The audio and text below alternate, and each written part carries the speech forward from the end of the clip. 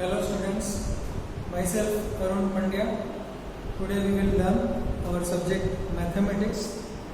We will start the chapter from mathematics. The linear equation with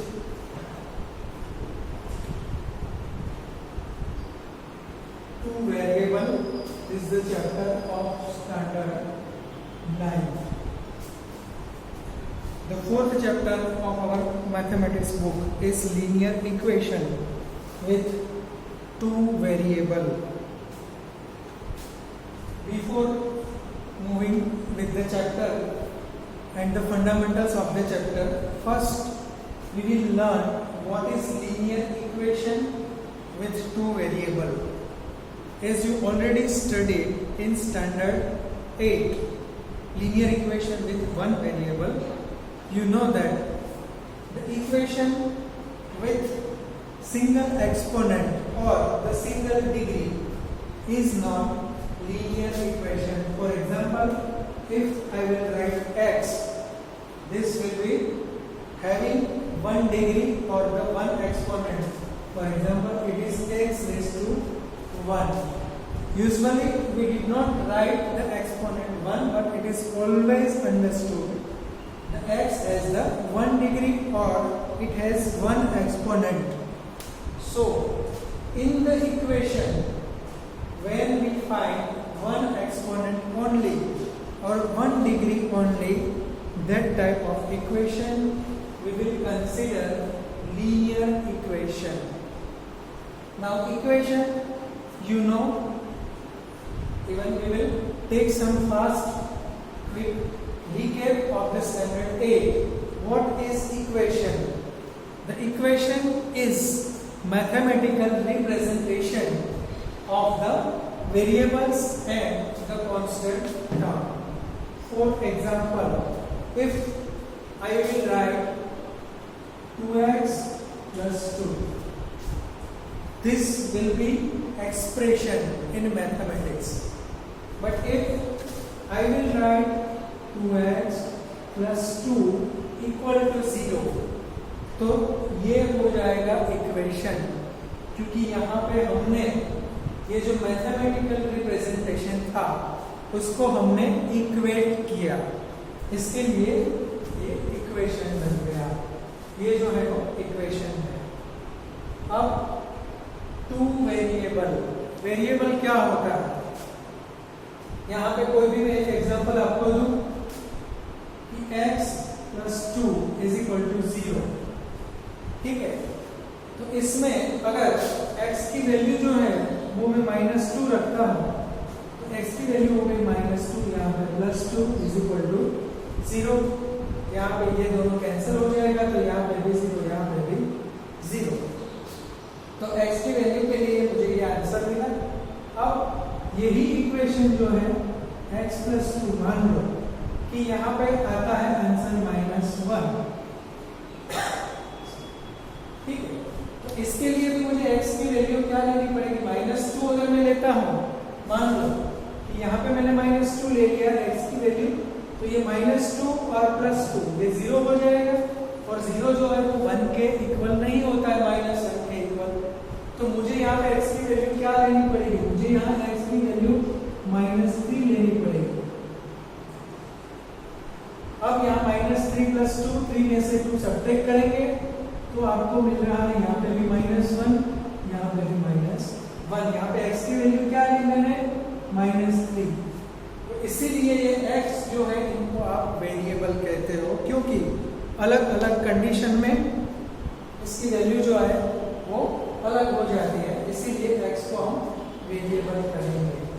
और दूसरी और एक बात, अगर मैंने ऐसे लिखा है यहाँ पे 2x, तो यहाँ पे x जो है वो तो वेरिएबल है, वो हमें पता चल गया कि x को हम वेरिएबल कहते हैं, लेकिन ये 2 को हम क्या कहेंगे?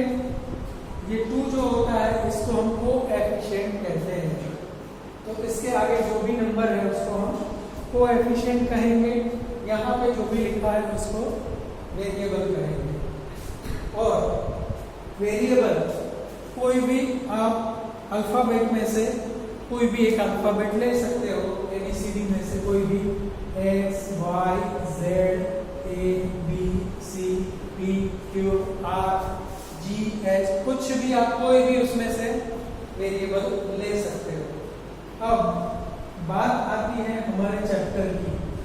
यहाँ तक फंडा जो है वो आपके क्लियर हो गए कि किसे हम linear equation with two variable कहेंगे। अभी तक हमने जो समझा है लीनियर इक्वेशन और वेरिएबल के बारे में फंडामेंटल जो चीजें थी वो समझ ली।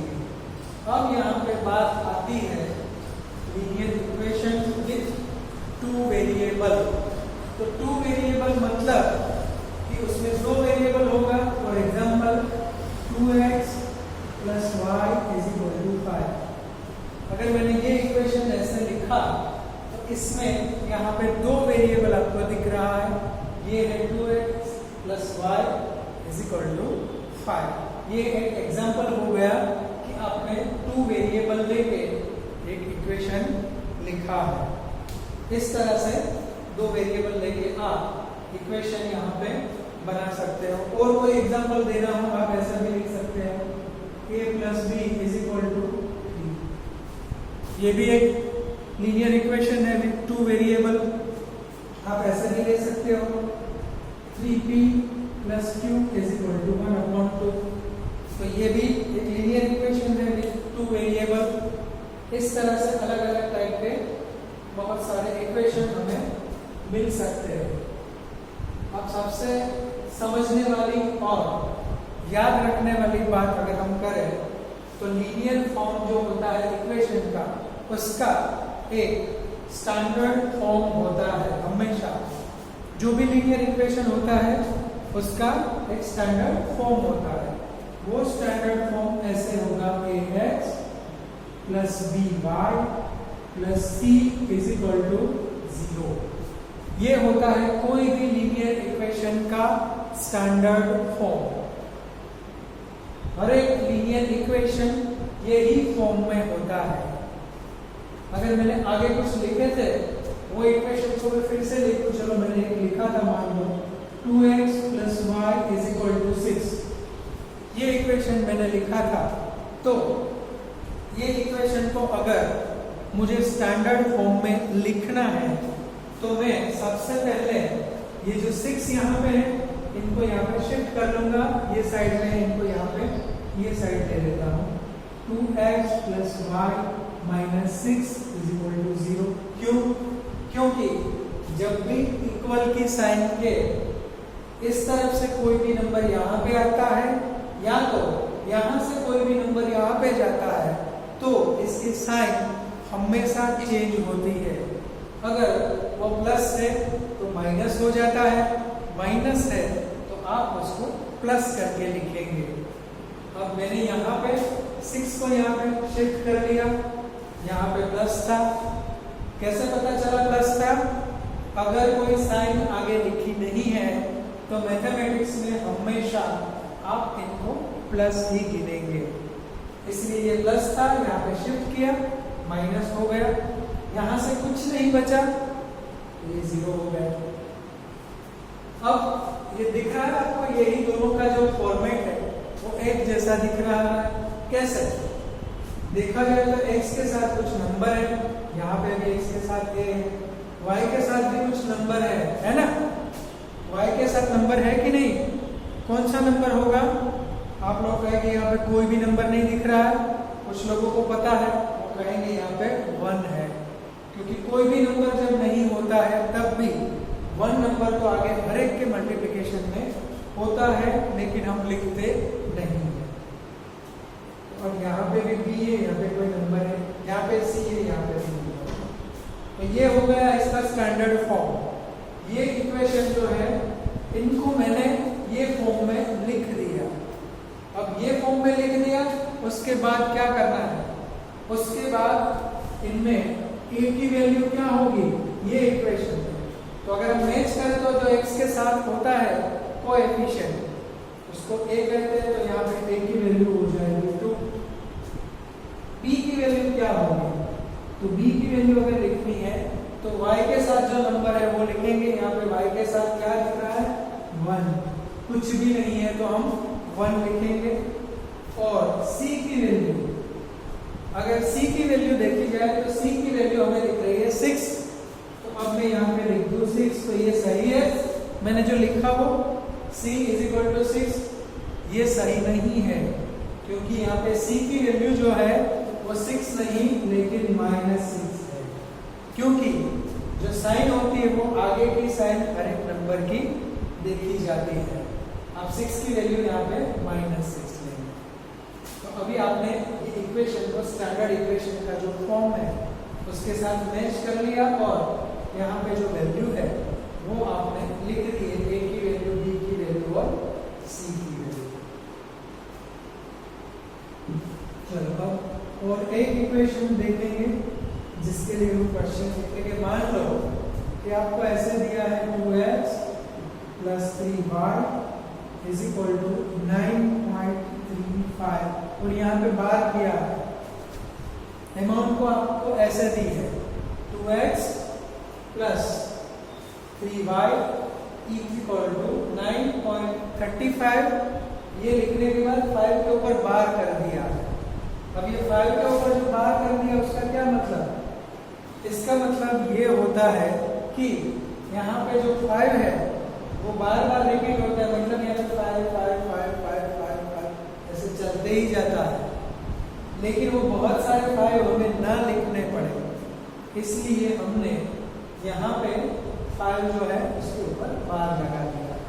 अब ये इक्वेशन जो है इसको हमें स्टैंडर्ड फॉर्म में लिखने हैं, तो इसको लिखने के लिए भी सबसे पहले हम 2x + 3y 9.35 बार जो है उसको यहाँ पे ले लेंगे, तो ये मिला 9.35 बार, और यहाँ पे कर देंगे 0।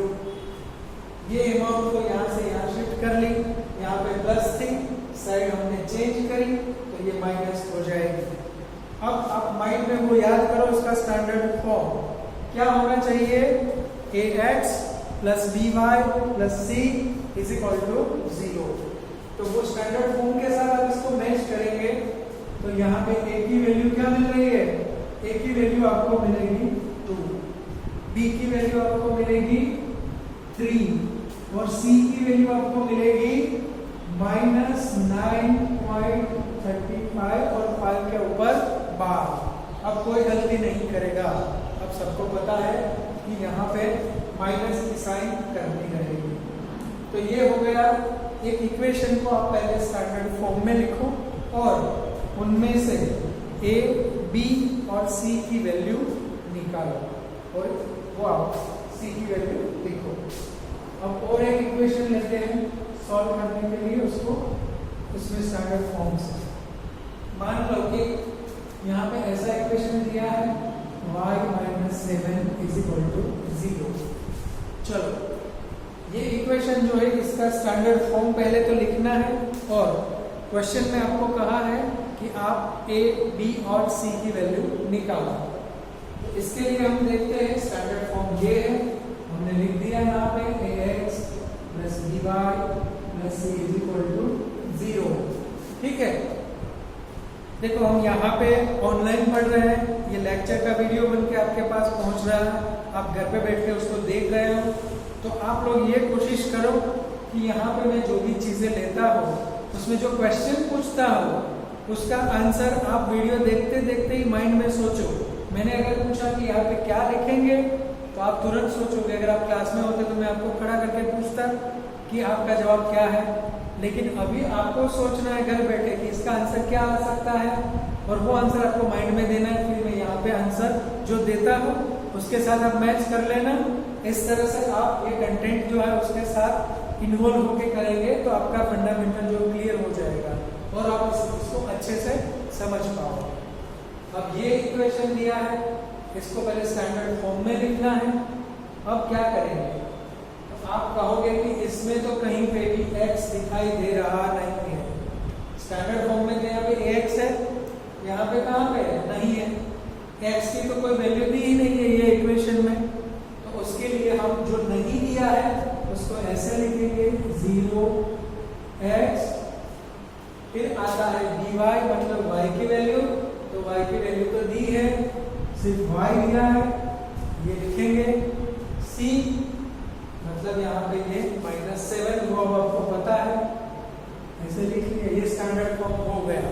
और एक बात आपको बता दूं कि c की जो वैल्यू होती है लीनियर इक्वेशन में, उसको हम c की वैल्यू जो मिलती है उसको हम क्या कहते हैं, उसको हम कहते हैं कांस्टेंट टर्म। c की वैल्यू को कांस्टेंट टर्म कहते हैं क्योंकि वो फिक्स होती है, वो कोई नंबर होता है, उसमें कोई चेंजेस नहीं होगा। 7 दिया है तो 7 की वैल्यू 7 ही होती है, इसलिए वो कांस्टेंट टर्म कहलाती है। अब ये तीनों में मिल गए, अब ये फॉर्म में ये आ गया, यही इक्वेशन है। x नहीं दिया था तो उसकी वैल्यू 0 ले ली, y तो दिया है, कांस्टेंट टर्म भी दी है हमें, तो ये हमने स्टैंडर्ड फॉर्म में लिख लिया। उसके बाद अब a b c ढूंढना है, तो a की वैल्यू क्या लिखेंगे अब बताओ, यहाँ पे a की वैल्यू हम 0 लिखेंगे, b की वैल्यू क्या लिखेंगे, तो b की वैल्यू y के साथ जो होता है वो, यहाँ पे कुछ नहीं है तो क्या लिखेंगे 1, यहाँ पे हम लिखेंगे 1, और c की वैल्यू जो आती है वो हम लिखेंगे -7। ये हो गया a b और c के इक्वेशन के लिए। अब थोड़ा थोड़ा आपके माइंड में क्लियर होता जा रहा है। और एक एग्जांपल लेते हैं और उसके ऊपर से हम देखते हैं। अगर आपको दे दिया है इक्वेशन ऐसे x minus y upon 5 minus 16 is equal to 0, ये जो इक्वेशन है इनको स्टैंडर्ड फॉर्म में लिखो और a, b और c की वैल्यू फाइंड करो। ये जो इक्वेशन है इसको आप वीडियो को पॉज करो और अपने पास जो पेन और पेपर या आपकी रफ बुक लेके बैठे हो उसमें वीडियो पॉज कर लो और इसके लिए a की वैल्यू, b की वैल्यू और c की वैल्यू देख लो, वो पॉज करके देख लो आप, फिर आप लिख लो, उसके बाद वीडियो फिर से शुरू करो। तो अब देखते हैं कि आपने क्या लिखा है और यहाँ पे आंसर क्या आता है। ठीक है, तो इसके लिए देखिए, तो ये स्टैंडर्ड फॉर्म यहाँ पे ध्यान में रखेंगे। स्टैंडर्ड फॉर्म है ax + by + c = 0, ये स्टैंडर्ड फॉर्म है। तो देखिए, तो ये स्टैंडर्ड फॉर्म में ही है इक्वेशन, तो इसको कुछ भी चेंज करने की जरूरत नहीं, यहाँ पे नहीं है, ये डायरेक्टली यही फॉर्मेट में है। अब हमें क्या करना है, हमें इसमें से a की, b की और c की वैल्यू निकालनी है। तो हम a की वैल्यू निकालें, a की वैल्यू कितनी होगी, x के साथ जो होता है वो। अब आपको पता है कि यहाँ पे कुछ नहीं है तो क्या लिखना है 1। b की वैल्यू जो है वो हम क्या लिखेंगे, चलो बताओ, कुछ लोगों ने ऐसे लिखा होगा शायद -5, चलो ये राइट है अगर मैं लिखूं तो, क्योंकि यहाँ पे मुझे 5 दिख रहा है, लेकिन ये राइट आंसर नहीं है। यहाँ पे y के साथ जो चीजें है ना उसको हमें कैसे देखनी चाहिए, उसको हमें ऐसे देखनी चाहिए, ये है -1/5। वो क्यों, मैं आपको एक्सप्लेन करता हूँ। यहाँ पे ऐसा है, ये लिखा है -5/5 इतना। तो अब यहाँ पे मान लो कि मैं -1/5 और यहाँ पे y लिखूं तो वो सही चीज हो जाएगी। ये दोनों एक ही बात है कि अलग अलग है, ये दोनों एक ही बात है, क्योंकि आपको पता है कि यहाँ पे मल्टीप्लाई होगा तो y बदला y ही होगा, तो ये y/5 ही है। सिर्फ मैंने इसको अलग तरीके से लिखा है ताकि यहाँ पे जो है b की वैल्यू वो हमें मिल जाए -1/5। अब आते हैं c की वैल्यू, तो c की वैल्यू मिलेगी 16। अभी भी बहुत सारे लोग 16 आंसर दे रहे हैं जो कि गलत है, c की वैल्यू होगी -16। ठीक है, अब आप सबको ये जो इक्वेशन है उसको स्टैंडर्ड फॉर्म में लिखना और a, b और c की वैल्यू जो है वो फाइंड करना आ गया होगा। ये हो गया हमारा एक टॉपिक। अब आते हैं दूसरे टॉपिक पे।